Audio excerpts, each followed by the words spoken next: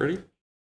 Ready at 6:15. Okay, it's 6:15, scheduled for a public hearing. And at this point, I'll turn it over to City Manager Lisa Peck.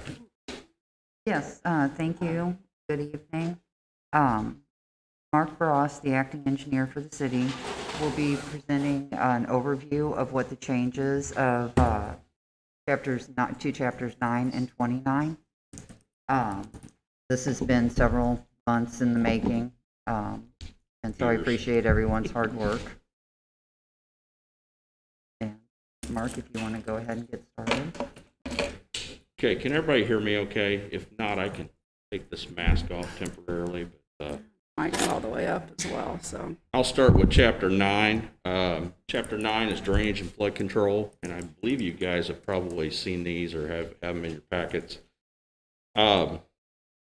Just note that we're going to have some more changes when the city gets their new MS4 permit, likely next year, and so Article 2 will be adjusted to reflect that.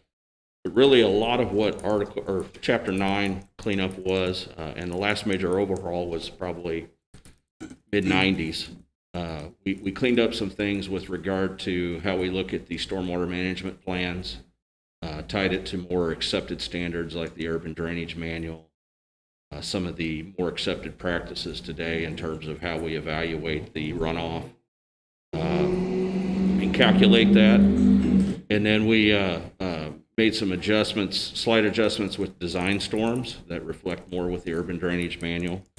And really, for the most part, that's all we did to Chapter 9. It cleaned up some administrative items. There was some things where, the city is different now than it was 5 to 10 years ago when stormwater management plans were submitted in terms of city engineer or Department of Public Works, or even there were references to city council approving things. And the goal is to put it more in the Department of Public Works or within planning and zoning. So those are really the major changes, and a lot of those are just administrative adjustments to reflect that. So I don't know if there's any questions on Chapter 9, but there weren't a lot of changes on 9. So 29 was revamped quite a bit, really to bring it up to how things are done today administratively. Again, there were a number of things where the city council could approve street widths and things like that, and that's just not appropriate. And it's, we put things back to the Planning and Zoning Commission, which is where, this is a subdivision regulation. So that's where Planning and Zoning should administratively handle those things. And so we've cleaned a lot of that up. We did not have very good design and development standards, just simply a street thickness. Or we had varying widths for streets, and a lot of those are really, really wide. And then I know in the last few years, we've had city council change things to be narrower in some cases. So there's not any consistency. So this is the effort to get things back to a consistent standard that everybody can follow, that's accepted. And so we've identified those street widths, whether they're collectors, arterials, local streets, whatever. The right-of-ways did not really change on any of that. Joint spacing, things like that, as far as design standards, were added in. And then one significant piece that was added in is a requirement for sidewalks that had been missing. I know there's some back and forth that we went through a number of comments and things like that, comment period, and received some of those back, and I think we incorporated most of those comments back in. So, and then I guess lastly, the other major item is there's now a provision for what constitutes acceptance for the city when you take over a street or subdivision, including their stormwater, street, you name it. There's actual requirements for documentation on quality of the construction, and those types of things. And Board of Public Works has similar things on their end, but the Department of Public Works really did not have that in place that we could enforce that. So we've added a lot of that. Those are really in the last few pages of Chapter 29. And we also addressed where the utilities, whether it's stormwater utility or water, wastewater, electric, where those design standards would be found and who would administer those, and defer to the Board of Public Works. So that was cleaned up as well. So that's really the highlights of what was changed. I don't know if you have any questions for me or. Mark, you had meetings directly with some of the area contractors, is that correct? Yes, we invited the developers in, contractors in, had a meeting with them in person, gave them a comment period, took comments at the meeting and in that comment period, and then I think a lot of those were integrated back in. And then we went through planning and zoning, an initial meeting, review, and then a second meeting and review, and then they recommended it to the city council to have this public. So it's been through a number. Any questions from the council?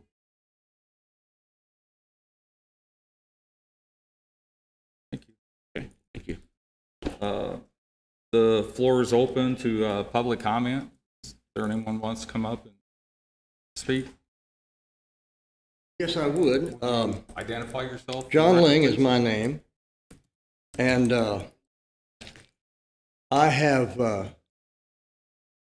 I've been watching the interplay of development and development regulation in Hannibal for, I'd say 60 years, back to the time when Clyde Tolson was the mayor. And it's been a badminton game. Regulation, then we lighten it up, and then we go back, and so on and so forth, until you have kind of the mishmash that you see if you drive around town today. So that's why I think you should really be very cautious about what you do, and you really should take into account those who are going to be doing the developing and the building, and those who are going to be trying their best to enforce whatever it is that you adopt.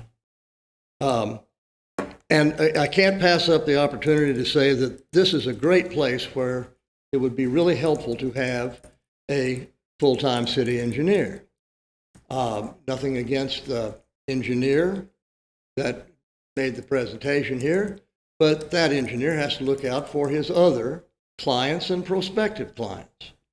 And if we've got someone that's looking after only the interests of the city, I think it would help. As I said, we've had a continuing conflict between the interest of optimum infrastructure and the cost to developers to go forward and develop within the city of Hannibal. And the goal, I think, is to keep residential development as well as other development within the city limits. Otherwise, a developer goes outside the city limits, as you all have been familiar with, and then we have the dynamic of someone saying, oh, we've got to go annex that development with all of the attendant problems that it has, that the developer has taken his money and gone, and now you either leave them out, which is my position, or if you bring them in, you got to figure out what to do about that. And then we have the situation with the tree survey ordinance, which I think illustrates the best of both worlds. The City Council adopted the tree inventory ordinance, which made the tree board very happy, although it was adjusted here and there. But then the first development that comes along, the enforcers have to figure out, how do we get around the tree inventory ordinance? And congratulations to whoever came up with the solution. There is no tree inventory on the record in the Department of Public Works because none have been made. They found out that, well, if we make this a zoning problem, then the developer can go to the Board of Adjustment and be excused from the tree inventory ordinance. So we have the ordinance, and we don't have to enforce it. And it's that kind of dichotomy or hypocrisy that makes people very cynical about the government of the city of Hannibal. And the other thing that I think that you really need to keep in mind is, I'm not that big a fan of consistency, as long as it's not one set of rules for people we like and another set of rules for people that we don't like. What I would like to impress on you is not all subdivisions are the same. There are big subdivisions that may require some sort of collector street to be included, and then there are little bitty subdivisions. I'll give you an example. Briarwood. I don't know whether everybody's familiar with that. I know Mayor Pro Tem is. Briarwood is a 3-house subdivision off Hyacinth, north of Hyacinth, between Hyacinth and the Country Club golf course. It was designed for 3 houses, and very expensive houses at that at the time. I suppose they're still expensive houses. And it has, I think, a 20-foot street, asphalt paving, that however long it's been, 20 years, 30 years, I don't know how far back that goes. But the people that live there are satisfied, the neighborhood is satisfied, there are no sidewalks. If you required the developers of Briarwood, or another example is Marsh Circle, which has a gravel road, if you required them to install sidewalks, you would have sidewalks going to a busier street that doesn't have sidewalks. If there was a sidewalk in Briarwood, Rita Plowman could come out of her house, walk down the sidewalk to Hyacinth, and then in order to walk on a sidewalk any further, she'd have to cross the street to the south side. And then she could go either to the right or to the left. If she went to the right, she would go to Edgewood with no sidewalks. If she went to the left, she'd go to Central Avenue with no sidewalks. And so that doesn't make much common sense. And that is because for years and years and years, the city of Hannibal required sidewalks, and the developers said, we don't want to pay for that. Our prospective customers don't want sidewalks. They want to have a house that looks like they live in the country. And so they eliminated that. Just like they eliminated the requirement that there be a common area for recreation. When they did that, all of the developers took the worst, ugliest drainage ditch in their geography and made that the responsibility of the Parks and Recreation to develop into a park. It didn't happen. And so what I'm urging that you do is sit down with your zoning officers, your building inspectors, other people on staff that are responsible for trying to figure out how to manage whatever ordinance you adopt, and have it make sense. Now, that may take some time, and you may not get everybody into an agreement. As a matter of fact, I can pretty well guarantee that. But that's the effort that needs to be made, to where we take what we've inherited from all of the wisdom or lack of wisdom of councils in the past and try to make something that will work, that investors will continue to invest in developing in Hannibal rather than outside of Hannibal, and make it look like some thought was given to it. So that's everything I offer here is just advisory, but I think that would serve the city the best. Thank you for the time to talk to y'all. Anyone else wish to speak?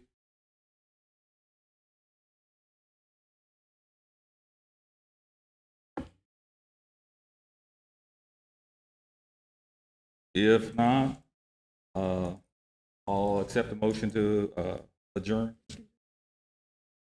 Okay. It's on this page.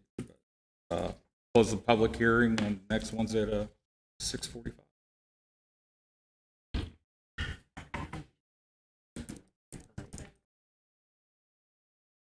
Okay. Okay.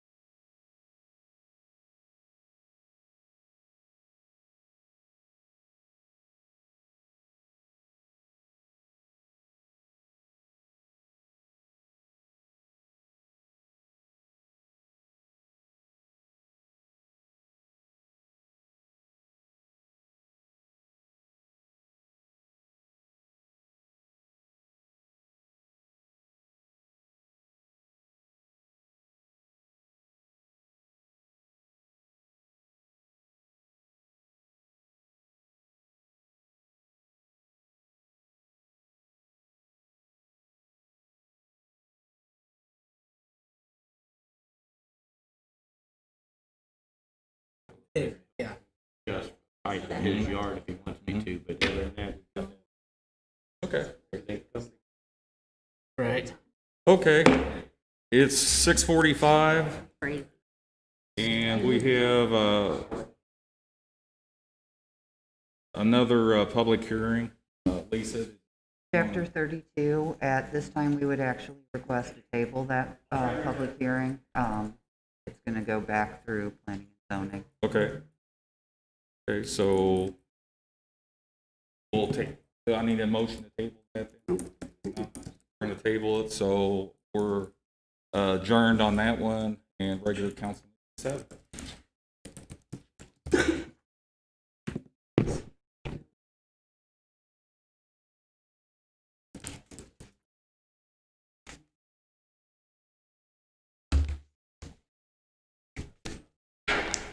Awesome. The one I was like,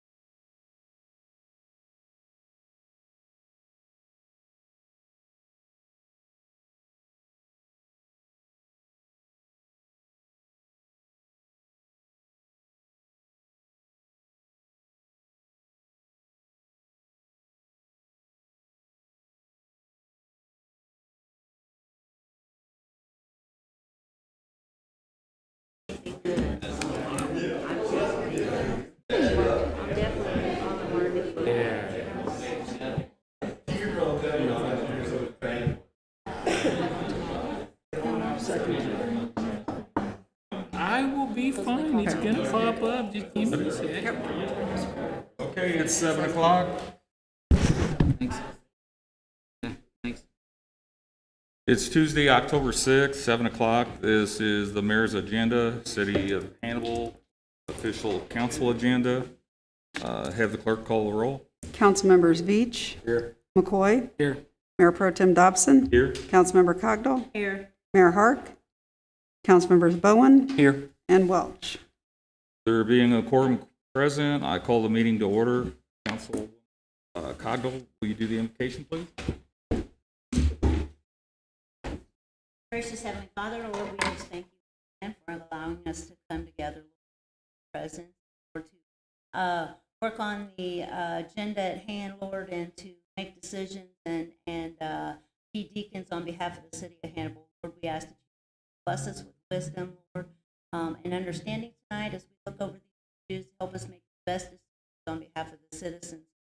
Let us be good stewards and good deacons. Lord, we can pray over not only just our town here, Lord, the entire country, in the face of everything that's going on. Lord, we just ask that you soften people's hearts, Lord, open people's minds, Lord, bring some harmony and some peace to everybody living in this day and age that is just struggling to understand everything that is. We ask that you bless all of our administration, all of our departments, all of our employees, all of our citizens. Watch over this town, Lord, to help us grow, to help us prosper, and to help us be neighbors. We ask these in Jesus' name. Amen. Chief Benjamin, would you lead us in the pledge?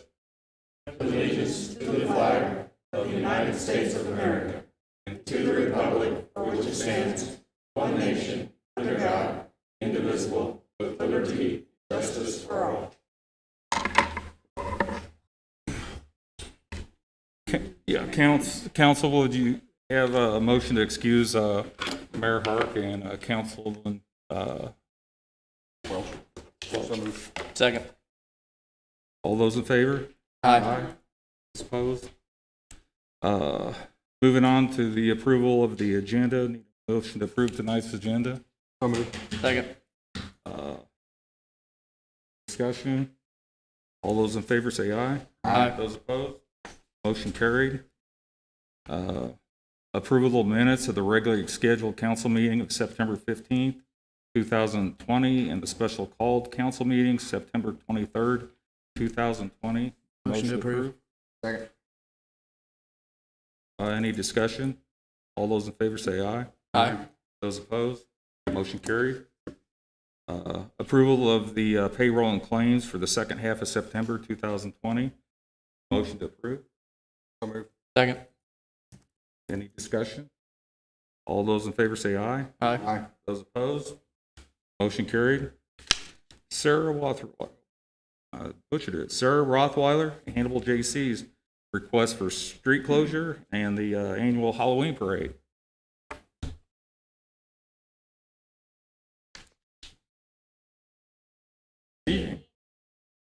It's pretty much just as you said. We'd like to shut down from Broadway, go up north on Main Street to North Street, with the exception of the Hannibal J.C. float being able to go left down South Main, so we can get ready for the haunted house. It would start at 6 o'clock, but we asked the road to be shut down at 5, so we can go ahead and get the parade lined up and keep people spaced out. And that's about it. Okay.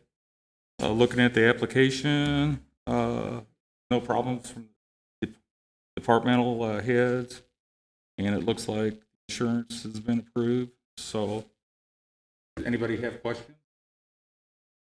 Motion to approve. All those in favor? Aye. Those opposed? Motion's approved. All right, thank you very much. Thank you.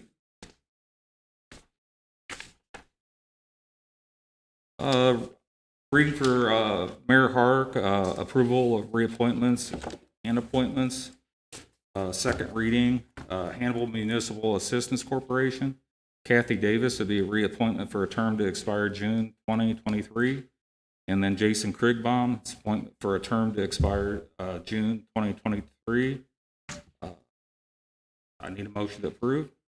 So moved. Second. Any discussion? All those in favor say aye. Aye. Those opposed? Clerk.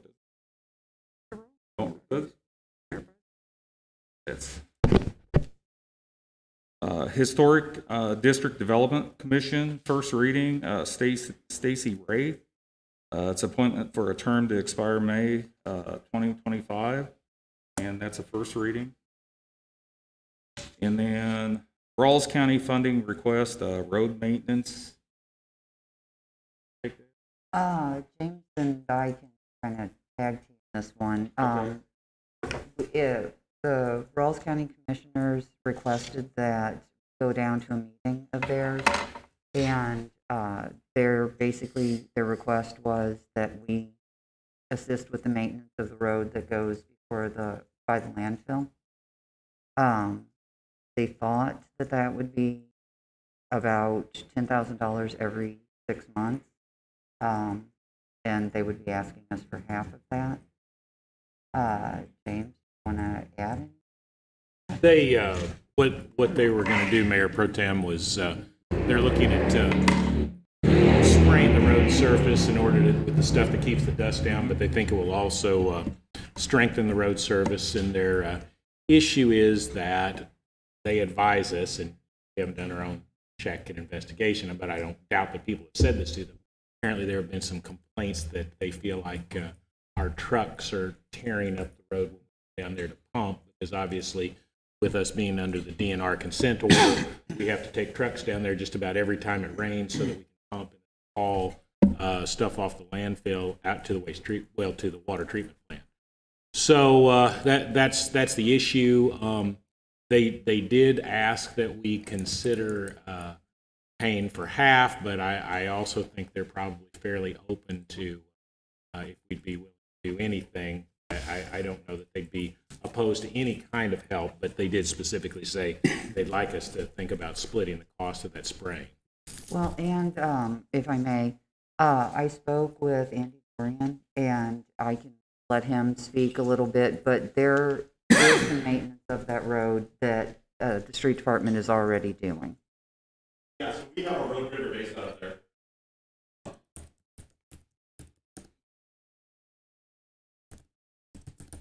Thank you. We have our road grader based out of there, and so different times throughout the year, we'll go out and we'll regrade it. And we have added rock in the past if we see some problem areas that we have done that. So, Is this something that was relayed to their commission? Not that piece of it, Okay. because I did not know that at that point in time. So is there something to action tonight, or are you gonna? It was a Take it. discussion item, just kind of get a sense of, let you all know what the request was, and I guess the big question would be, do we have anything in the budget? Okay. well, and speaking out of turn, I'm opposed to this. This is a county road. We don't ask the county to chip in to pay for roads within the county. So I don't. Red rock anyway. So I'm not quite understanding this one. So, Okay. Do but you know what their proposed plan of action was and what the cost was? it was going to be the $10,000 every 6 months, and they were going to. It's that, and I don't know what the composition is, but they see it on a lot of gravel roads over in Illinois. They spray it to keep the dust down, and then it gives them a. Yes, that's exactly what it is. As a matter of fact, that's what they said. I just didn't remember it. But it gives the road a more hard surface. In addition to, it solidifies it, and they think that would help bolster the surfaces. Out to us. And I will say, my general impression of the conversation was that while they would certainly be very pleased if we said, sure, let us write a check, I think they also were wanting to open the door for discussion. As the city manager said, when we met with them, we had no idea. We hadn't talked to Andy about the fact that we had been doing some maintenance. My suggestion would be that perhaps it might be appropriate to go back to them and say, we've checked on this. We have discovered that we've been doing some maintenance. Maybe we could do something with some coordination of effort before we start looking at spending the money that's not in the budget. So So you'll take that back to them? Okay. That's a good idea. Then nothing further. Okay, thank you, Andrew. Moving on, Lisa Peck, city manager, requests bid waiver for ultraviolet sanitation lights. Yes, so we are requesting a bid waiver for the purchase of UV sanitation lights for various city offices and departments. These items are specialty items and timeliness was of the essence. The funds will be 100% reimbursed through the CARES County, Marion County CARES funds, and they're from the same vendor, which is EA Medical LLC, as Marion County and the Ross County Sheriff used. The amount for the reimbursement to be submitted as per Marion County Commissioner's commitment is $32,360. They have already agreed to reimburse 100%. How would they be? To clean various offices, open spaces. It takes some time for them to work. While people are not present. No, you cannot be in the room while they're on. And they kill germs and viruses. The technology will also be useful post-pandemic for flu outbreaks or anything else. Many entities have them just for that purpose. Ed, I know the UV lights are only effective for what they actually What they can shine touch, on. yes. Has any consideration been given for any kind of a spray applicator? No. This seems to be the better technology, Okay. and then, I mean, to find ones that actually we had a good comfort level with actually doing something, and being the same vendor that is being used by other local entities. Okay. So this is $32,360 that the CARES Act will cover? 100%. So there's no cost to the city? No. The installation and everything then? There is an installation. They're portable, so there is no actual installation. They plug in and leave the Portable room. tanning bed. They gotta sit somewhere. Sort of, yeah. Or, I wouldn't up on want the to. ceiling, or do they sit on the ceiling, or so they can Just shine where, down? Or?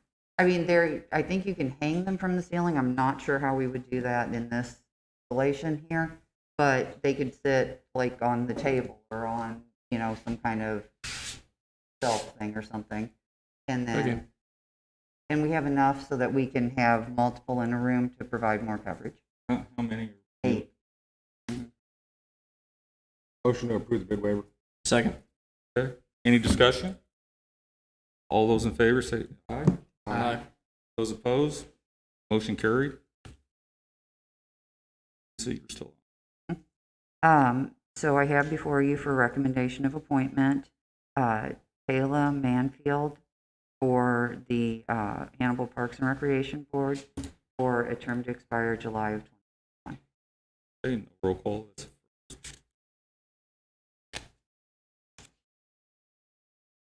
Okay. still on. And then at the public hearing earlier, there was presentation on Chapter 9, flood and drainage and flood control changes to the code. That will be a bill to follow, Bill 20-028. And then Chapter 29 subdivisions will also be a bill to follow, 20-29. If there are any questions of the council at this time, we do still have Mark Frost, acting engineer for this here to assist also. I have one thing. This is for all subdivisions and such going forward, correct? I mean, it's not gonna redact past subdivisions or make some Correct. burden for these subdivisions, correct? Correct. Anything Okay. that has already been approved is Okay. good. It's under the old standards. Okay, that's my only thing. Anybody else? I have a question also. Is this a time-sensitive issue? I mean, I tend to agree with Mr. Ling from the public comments earlier as far as maybe looking at taking a step back and looking at some different angles and things like that. I know that that's happened It to has an happened. extent. this point. But I don't know how much all the council's been involved in that. And it sounds like, I mean, looking around the room, there's definitely some people here to support Yes. that. If this is not a time-sensitive subject and there's no need to push it through right now, I really don't personally see a reason why we can't just take a step back, even if it's for a couple more weeks or whatever, to just try to do our due diligence to make sure that we've done all of our research and everything we can. Yes, I can tell you that over the course of several months, almost a year now, we've been reviewing this. As to point to Mr. Link's comments, we have had staff that he mentioned involved in it. Matt Munslinger was involved, Andy Dorian was involved, Joey and Mike were both involved. Edie sat in on some meetings, Mark Bross was there, myself. So there has been extensive review of that. I know that there are some people in the audience who, although I don't have any written comments or anything from them, who may have some issues with this.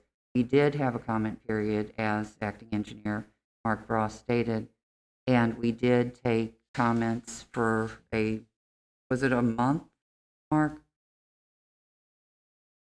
Yeah, and we truly did incorporate just about every single comment that we received. In fact, one of the comments was to go from sidewalks on one side of the street to both sides of the street, because initially we only had them on one side. So that's why it's two sides now. And so if you all wish to hold off on this, that's absolutely your prerogative, but I just wanted you to have a little bit more of kind of the background that what went into this. Thank you. I just might comment that it's been through planning and zoning. It was presented to us, and then we were allowed to take home the packets and study those. Back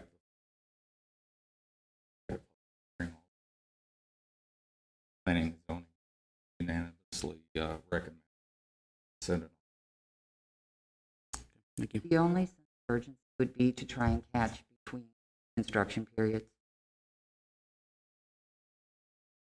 Any Makes other? sense. Move on. Angelica Zerbonius, City Clerk. Thank you. Mayor Pro Tem and Council, I have 3 items this evening.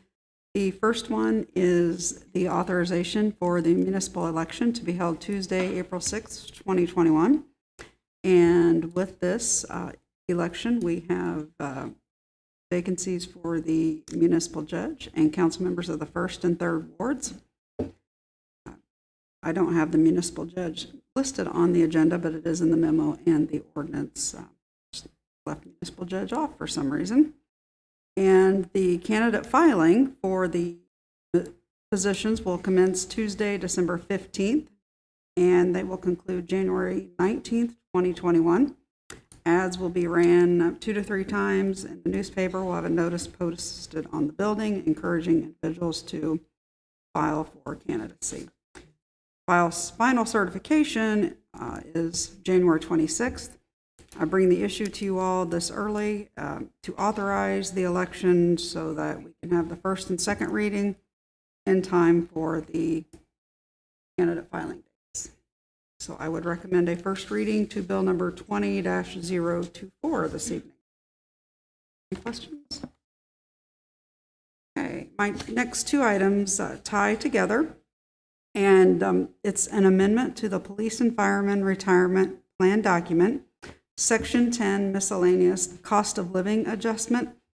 The PNF board, we've met probably for almost a year discussing this in various ways that we can continue to proactively assist in reducing the funding of, actually the liability, and increasing funded status. And one of the items of discussion that was removing and replacing the cost of living adjustment with a 13th check program. With this, it would allow, when the certain provisions were met, that the annuitant could be awarded a benefit of 100% of their gross monthly benefit in the form of a 13th check.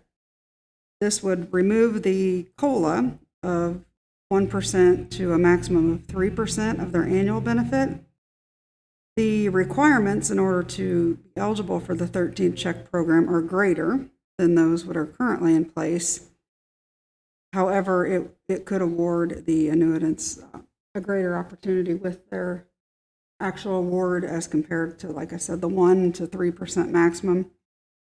During my tenure, the max that we've awarded when we've been able to is the 1%. Our IRS attorney has looked this over and given her stamp of approval. I included the cost statement from the actuary, and it also has been submitted as required to the Joint Committee of Public Employer Retirement Committee. They have no objections either. If this is approved, it would be effective July 1st of 2021. And again, so far out because there are requirements that we must meet, which after the adoption of both this and the restated plan document, we have to have a 45-day waiting period before we can actually implement them. And making an effective date of July 1st keeps things consistent with other items that we've changed in the plan document and allows us to just continue with the award as we have in the past, reviewing it at the same time, and will allow for budgeting purposes as well. So that's the actual amendment itself, which is a resolution to follow. And the other item related to is just the restatement of the entire plan document, which with that, it would not only include this amendment to the COLA replacing with the 13th check program, but also any previously approved amendments that council has made. There's been 2 or 3 that you all have approved. And then it also incorporates any necessary IRS amendments to maintain the plan's favorable determination compliance. And with that, we have a bill for first reading this evening. If no questions, I would recommend that one a first reading. Questions? Move on. Edie Grotman, Department of Public Works Management Assistant. Request to set public hearing, rezoning 13 acres on Stardust Drive. Evening, Mayor Pro Tem and Council. I have 4 agenda items for this evening. The first one is for a rezoning request application that was received from Jill Churchill, the owner of Cabot Fines Home LLC. This is the 13-acre property that's located at Stardust and Veterans. We just recently actually rezoned it a couple months ago, but they're coming back to actually rezone it again. Currently, it is zoned as A1 and 2 family, but they're asking to come back and rezone it as PDR, planned density residential. They're kind of looking for direction. That's the reason for rezoning. It is set for a public hearing at Planning and Zoning for Thursday, October 15th at 4 p.m.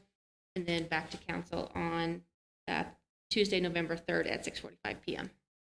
Do you know what the plans are?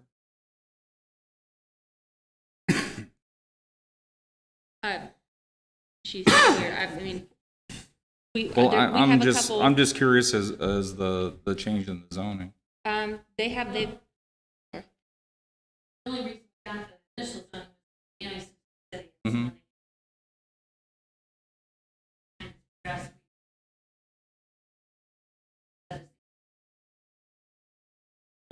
And So- when I don't know if you opened your packet, but a couple of their design plans are in the packet for In planning and zoning? Yep. Okay, so see you next Thursday. My next one is actually just. We need a Sorry. motion to approve the first one. So moved. Any discussion? All those in favor say aye. Aye. Those opposed? Motion carries.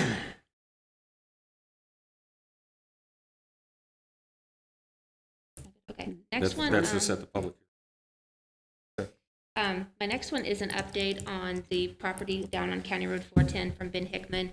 I was here a month ago and presented this, and it was tabled because we needed additional information. I've spoke to Mike Schaefer, who is the director of the Marion County Highway Department, about the road itself. He did state that the road does in fact flood. It's the part closest to Highway 168 entrance. He said that, we asked the question basically if he ever had any, if the MoDOT ever had, if Marion County ever had any intentions of bringing the road up out of the stage level. He said at this time they do not. There's no current funds available or any future funds available to bring that road up out of the flood level itself. And the way it is right now, it's not up to city standards as far as, if the city was to ever take interest in bringing it in, up to city levels. We did ask the question if Mr. Hickman wanted to bring that road up level on his own and out of the flood level, if the county would consider that, and they said that they would, but that it would be an extremely project. But if he was interested in that, that was something that they would entertain. And that's kind of where we've left it. Mr. Hickman is working on getting us an engineer flood study to see what it would entail to bring the road up itself and, of course, his property, but we have not yet received that from him.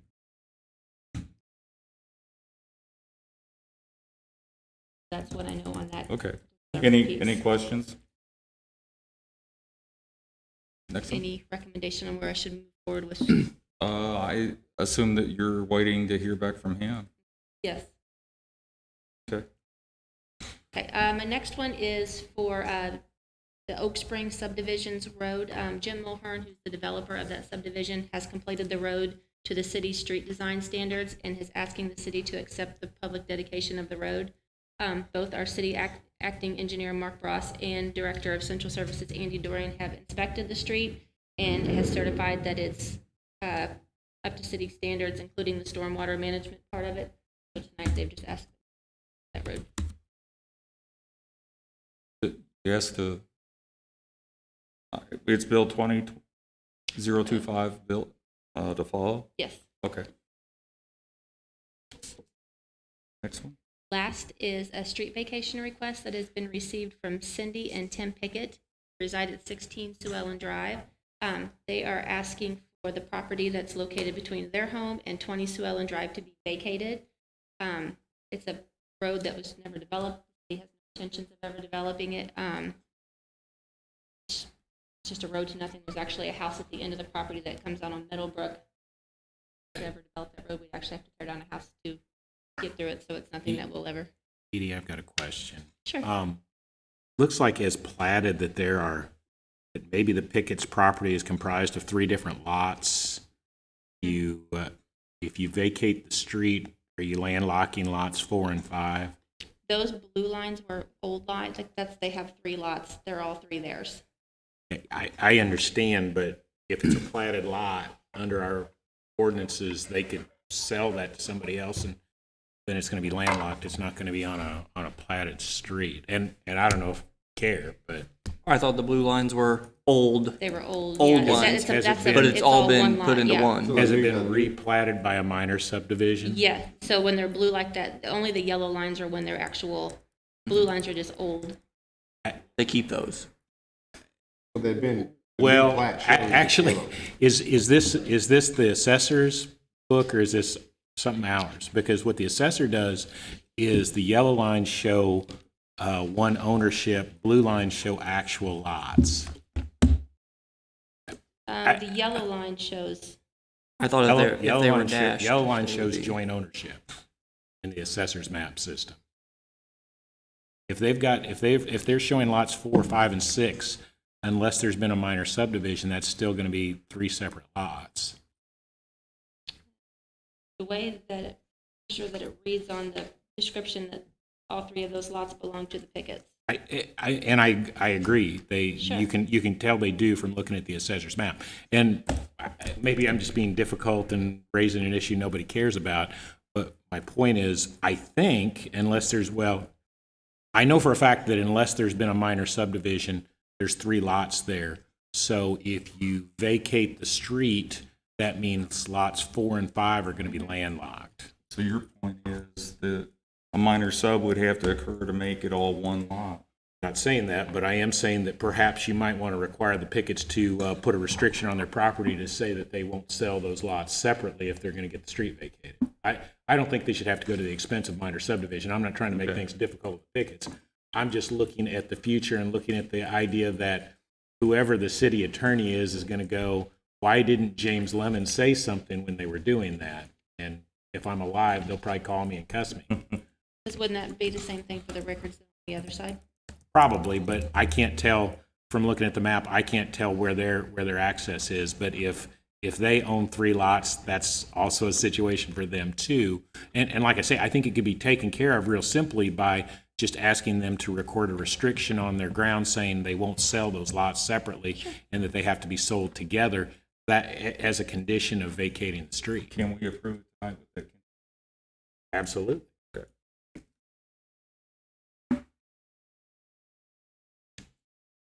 Is that a structure in the roadway? It looks like it. It Nice is, shed. should. That's why they want the property. To add to it, though, there are no utilities that run through that street. The Board of Public Works had no objections, nor did any other city departments, or did the city acting engineer. It did go through planning and zoning, and it was unanimously approved for council. Okay, bill to follow and make it a contingency then. Any other questions? Can we have the city attorney from now on look through these special things like this, I guess? And I should have. This is absolutely not Edie's fault. It was on the agenda and I didn't look at it. I was looking it over Well, I mean, tonight. before it would be passed through planning and zoning to get to us, I guess. Yeah. before that And I'm fine with looking if you want to shoot it over to me. Thanks. I don't know why that wasn't brought up there, I'd be wrong. I mean, judge is pretty good. Okay. Thank you. Ryan Nyson, Deputy Fire Chief, assistant to firefighters grant, process and acceptance documents. Mayor Pro Tem, Council, good evening. Here tonight, I applied back in March for an assistance to firefighters grant. It's through FEMA. We applied for 5 thermal imaging cameras for a total of $43,635.15. The AFG grant requires a 5% match will be our obligation. That would not exceed $21.8176. If you're going to go to closed bid process, if it's lower than the 40, obviously that 5% number will go down. What I'm here for tonight is to ask for the mayor to sign any subsequent documents, complete the process, and getting the stuff completed through the grant. Are these replacing old ones, I guess, or all They 5 are. new that we don't have at all or anything? We've had some for several years. We've had, the current model we have is 15. Gotcha. And normally we like to have one on each of our frontline trucks. We're actually down to 1 total in our department. So this is as Mayor Pro Tem Dobson and Councilman McCoy that have some firefighter experience, they can tell you these are very important pieces of equipment for us. All of our equipment's getting old, so. Yeah. So getting 15 years out of a piece of equipment is very good. Yeah. But it's something we desperately Yeah. need. So Just asking.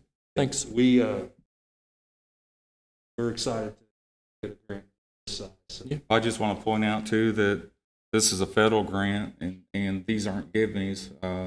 There's a lot of work and preparation that goes into these grants, and being successful on one's quite an accomplishment. So I want to thank you for that. Resolution 229920 to follow. There's no other questions? Thank you. Thank you, Ron. Andy Dorian, Director of Central Services, talking about Sedalis Nature Preserve Restroom Project. Evening, Mayor Pro Tem, Council. Got one item tonight. As we start kind of winding down some of our projects and completing some of them, we're getting ready to kick off our next phase. And the first one in that next phase is the restroom at the Sedalis Nature Preserve. I think, as everybody knows, that park continues to gain popularity.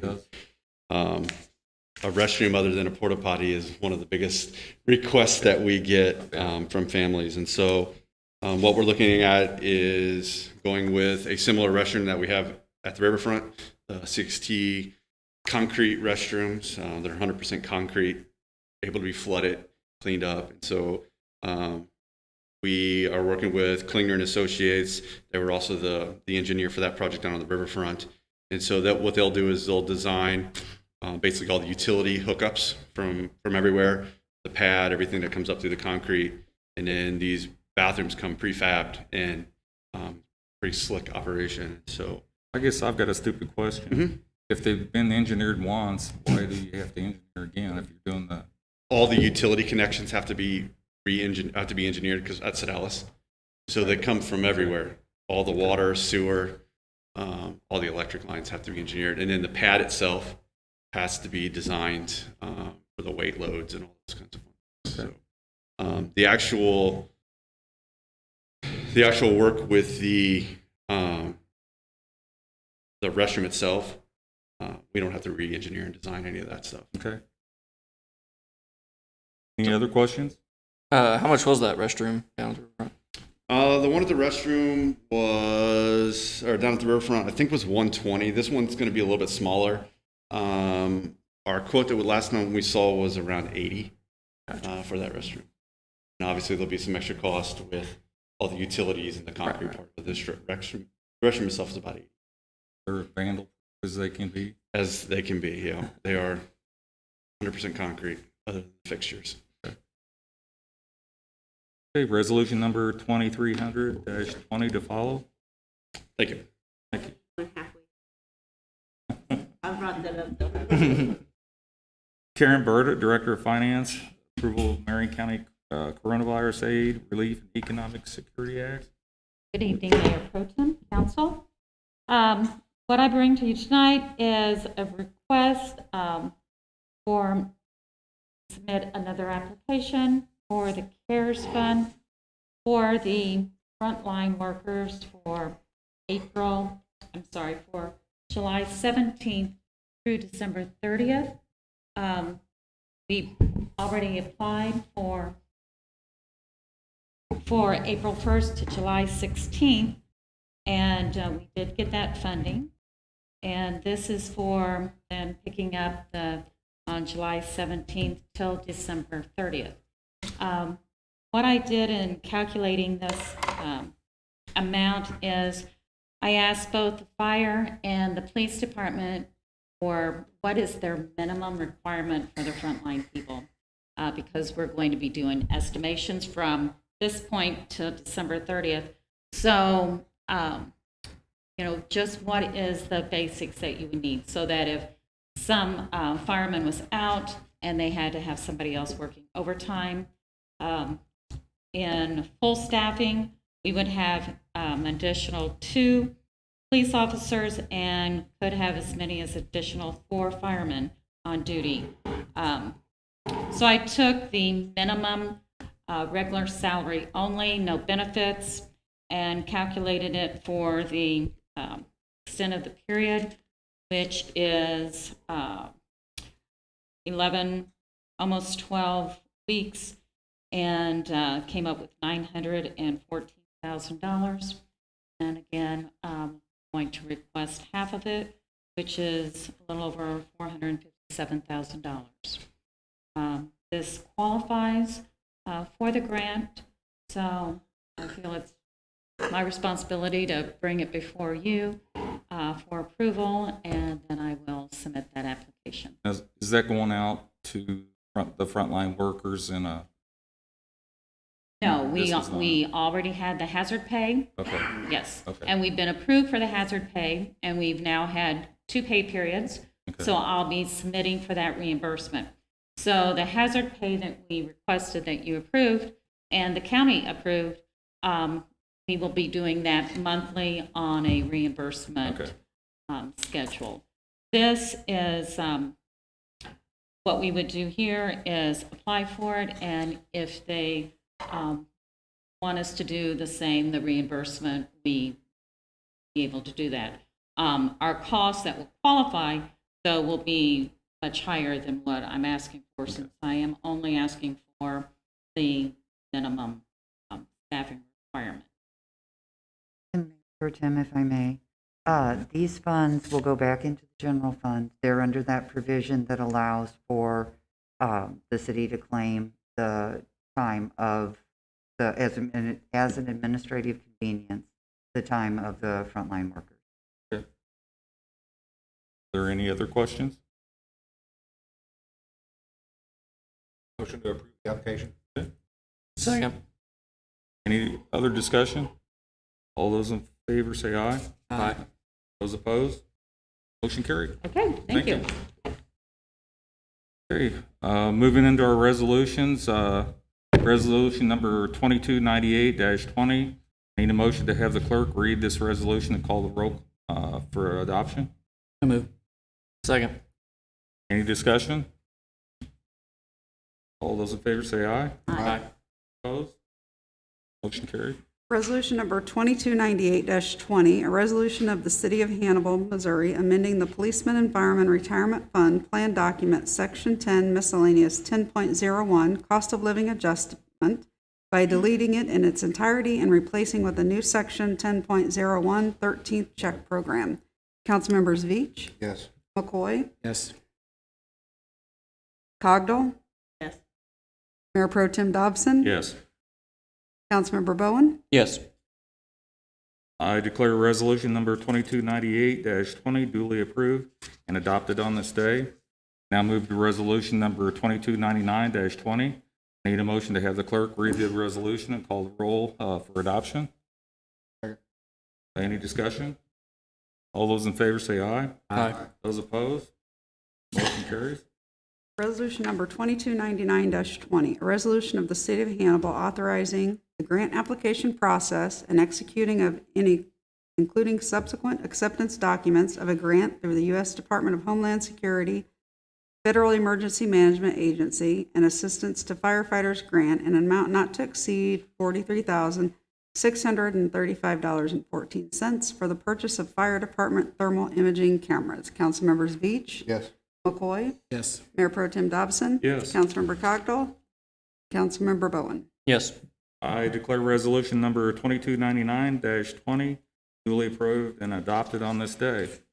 Now move to resolution number 2300-20. I need a motion to have the clerk read this resolution, call the roll for adoption. So moved. Any discussion? All those in favor say aye. Aye. Those opposed? Motion carries. Resolution number 2300-20, a resolution authorizing the mayor to execute a $12,900 engineering service agreement between the City of Hannibal and Klinger and Associates for construction of a new restroom at the Sedalis Nature Preserve Trail. Councilmembers Veach, Yes. McCoy, Yes. Mayor Pro Tem Dobson. Yes. Councilmember Cogdill, Yes. and Councilmember Bowen. Yes. I declare resolution number 2300-20 duly approved and adopted on this day. Now move to bill number 20-024. I need a motion to have the clerk give this bill a first reading. So moved. Second. Any discussion? All those in favor say aye. Aye. Those opposed? Motion carried. Bill number 20-024, an ordinance of the City of Hannibal providing for a municipal election to be held Tuesday, April 6, 2021, for the purpose of electing a municipal judge and council members of the first and third wards. First reading. Now have bill number 20-025. I need a motion to have the clerk give this bill a first reading. So moved. Second. Any discussion? All those in favor say aye. Aye. Those opposed? Motion carries. Bill number 20-025, an ordinance of the City of Hannibal approving and accepting dedication of streets located in Oak Springs subdivision to the City of Hannibal. First reading. Now move on to bill number 20-026. I need a motion to have the clerk give this bill a first reading.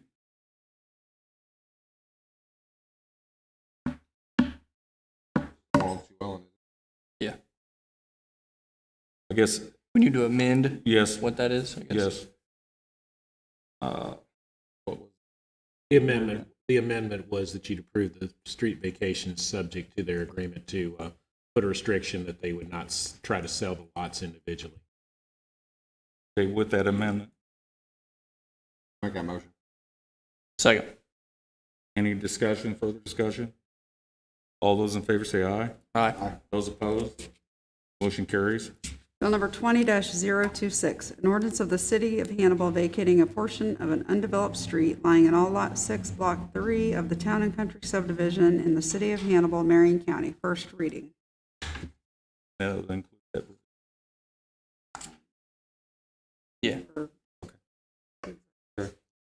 I need, moving on to bill number 20-027. I need a motion to have the clerk give this bill a first reading. So moved. Second. Any discussion? All those in favor say aye. Aye. Those opposed? Motion carries.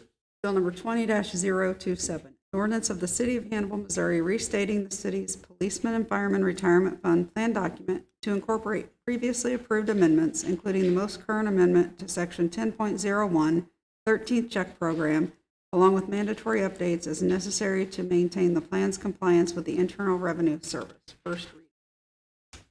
Moving on to bill number 20-028. I need a motion to have the clerk give this bill a first reading. So moved. Second. Any discussion? All those in favor say aye. Aye. Those opposed? Motion carries. Bill number 20-028, an ordinance revoking and replacing Chapter 9 of the ordinances of the City of Hannibal regarding drainage and flood control regulations and requirements. First reading. Moving on to bill number 20-029. Need a motion to have the clerk give this bill a first reading. So moved. Second. Any discussion? All those in favor say aye. Aye. Those opposed? Aye. Roll call. Councilmembers Beach, Yes. McCoy, No. Mayor Pro Tem Dobson, Yes. Councilmember Cogdell, Councilmember Bowen. Yes. Motion carries.